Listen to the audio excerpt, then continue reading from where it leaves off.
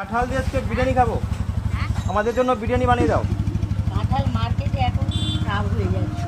আর সব থেকে বড় প্রশ্ন, এই এঁচোড়টা কাটলে ভিতরে হলুদ হলুদ হয়ে যাচ্ছে। আমার মনে হয় আর বিরিয়ানিতে এটা আর যাবে না। কেন?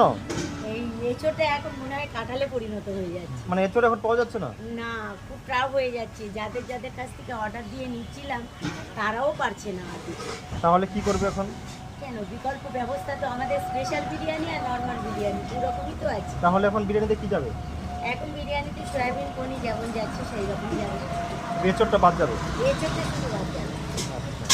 আর এখন তো তোমার স্পেশাল ভাবে তৈরি হচ্ছে হান্ডি বিরিয়ানি। হ্যাঁ, ওটা একদম।